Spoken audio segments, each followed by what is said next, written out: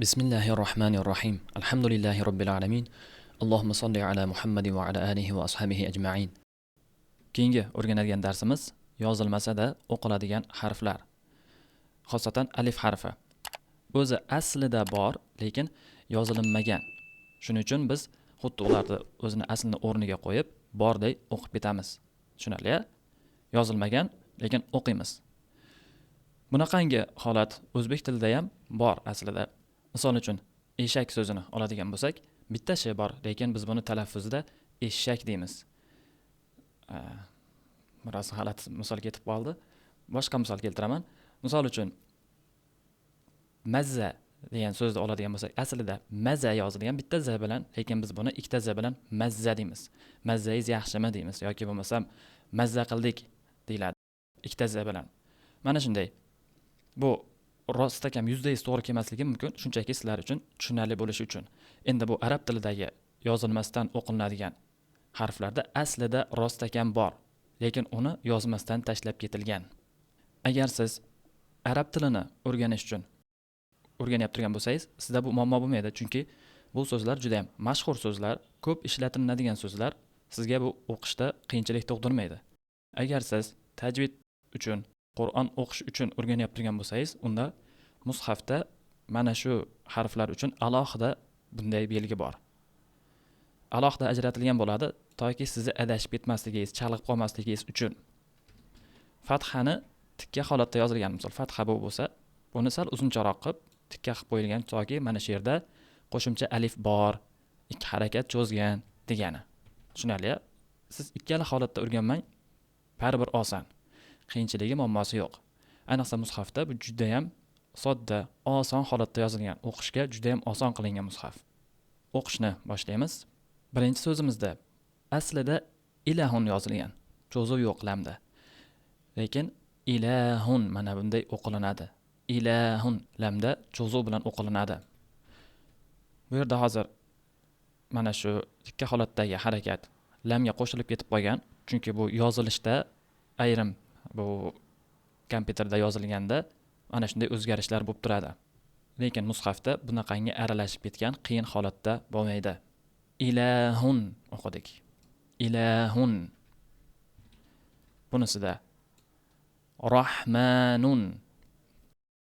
Rahmanun. Ma'ni ikki harakat cho'zib o'qidik. Qur'anun. Qur'anun. Hada. Hada. Bu yerda ham ha'ni ikki harakat cho'zib o'qidik. Zalika. Zalika. Zani ikki harakat cho'zilyapti. Haulai. Bu yerda ikkita bor. Hada bor, bu yerda lamda ham bor. Haulai. Lakin. Lakin. Lamni ikki harakat cho'zdik. Amanu. Amanu. Adamu. Adamu. Akharu. Akharu. Akharu o'qilinmadida akharu o'qilindi. Bunda ham amanna. Amanna. Ibrahim. Ibrahim. Ismail. Ismail. Ishaq. Ishaq. Endingi o'rganadigan darsimiz bu. Bundan oldingi darsimizni teskarisi. Bundan oldingi darsda yo'q edi, yozilmagan edi, o'qidik. Bunisida bor, yozilgan, lekin o'qimaymiz. Bu holat ham o'zbek tilida bor.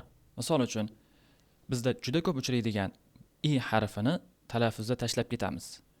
Bir kuni keldim yoziladi, lekin bir kuni yoki keldim i talaffuzdan tushib qoladi. Bunga o'xshash holatlar boshqa yana bor, lekin umumiy holatda bu arab tilidagi yangicha, faqat arab tiliga xos qoida emas, ya'ni o'zbek tilida ham bor. Qoidalar qiyin ko'rinib ketishi mumkin boshida, lekin o'zbek tilida ham bunaqangi qoidalar bor va ko'p. Tushunarli? Endi xullas darsimiz yozilgan lekin o'qilmaydigan harflar. Birinchi so'zimiz ulu. Oxiridagi alif tushib qoladi. Mana shu alif o'qilmaydi. Ulu. Yoki keyingisida uli. Bunda ham vav tushib qoladi. Uli o'qilinmaydi. Uli emas. Keyingi so'zimizda bunda ham vav tushib qoladi. Ulati. To'g'ridan to'g'ri lamga o'tib ketilinadi. Ulati o'qilinmaydi. Ulati. Bundan oldingi darsda, cho'zuv darslarida o'tgan edik. Agar vav kelib, undan oldingi harf harakati zammali bo'ladigan bo'lsa, biz buni cho'zamiz degan edik. Aynan mana shu so'zlarda, bizga kelyapti turgan mana shu so'zlarda bu qoida ishlamaydi. Bular ham yodlab olinadigan so'zlar. Va yana qaytarib aytaman.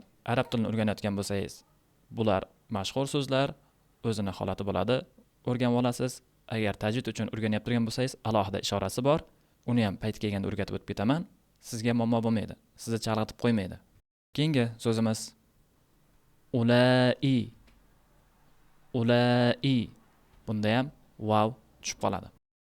Keyingi so'zimizda ham ulaika. Bunda ham ulaika o'qilinmaydi. Vav cho'zilmaydi. Vav tushib qoladi. Ulaika.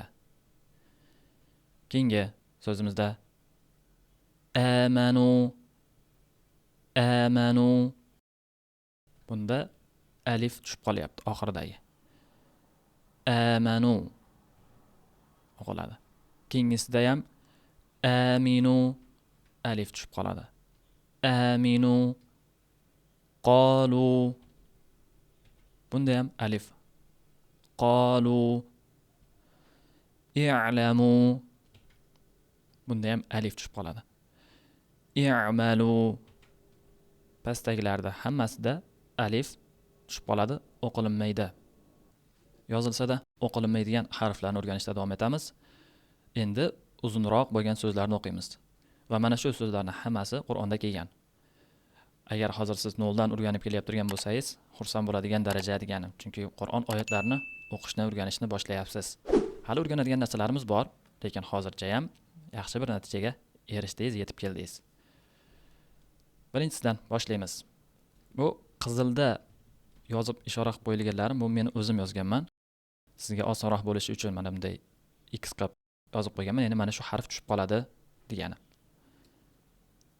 Bil g'oybi o'qilishda bil g'oybi. Bu alif o'qilinmayapti. To'g'ridan to'g'ri lamga o'tib ketilinyapti. Bil g'oybi.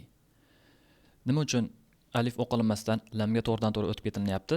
Mana shu yerda, ya'ni ikkita so'z qo'shilganda ketma-ket sukunlar kelib qoladigan bo'lsa, ikkita, birinchisi tushib qoladi. Bu arab tilining o'zining qoidasida bo'ladi. Misol sukundan boshlanmaydi. Ikkita so'z qo'shilganda mana shu ikkita sukun ketma-ket kelib qolsa, birinchisi tushib qoladi. Shunaqangi qoidalar bor. Qisqacha shunaqa. Yana aytaman, arab tilini o'rganish bo'lsa, bu odatiy hol bo'lib qoladi va tajvidda bo'lsa alohida shakllari bor. Sizni ko'zingizni chalg'itmasligi uchun. Bil g'oybi va bil akhirati. Bunda ham mana bu yerdagi alif tushib qoldi. Va bil bo'p ba harfidan to'g'ridan to'g'ri lamga o'tib ketildi. Va bil akhirati. Mana bu yerda yuqorida o'rgangan qoidamiz.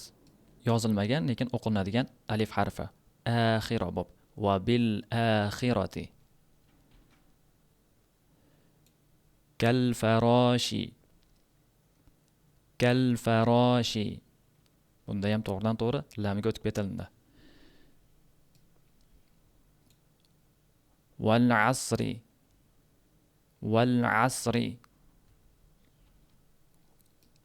Wanhar.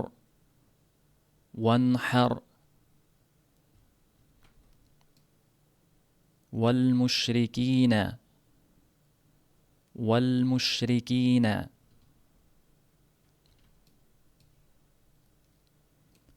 Rabbil alamin. Siratal ladzina. صراط الذين غير المغضوب غير المغضوب هم المفلحون هم المفلحون ليلة القدر ليلة القدر حذر الموت حذر الموت وإذ استسقى وإذ استسقى أنفسكم استكبرتم أنفسكم استكبرتم. Mana bu yerda mimdan keyin to'g'ridan to'g'ri sin harfiga o'tib ketilyapti. Anfusakum mustakbartum yozilib o'qilmaydigan holatlarda.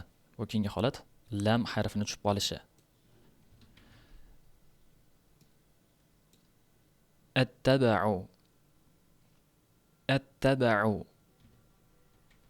alifdan to'g'ridan to'g'ri mana bu ta harfiga o'tib ketilyapti. Lam harfi umuman o'qilmaydi. Attaba'u الثمر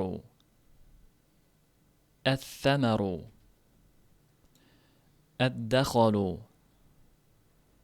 الدخل الذهب الذهب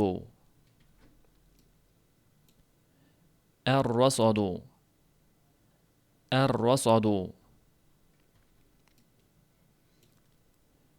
الزبد الزبد السفر السفر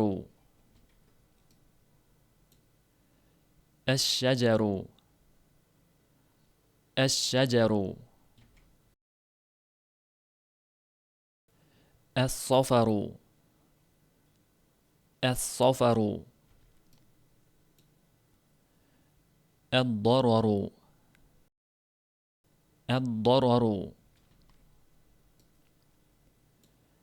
الطلب الطلب الظفر الظفر اللهب اللهب النسب النسب.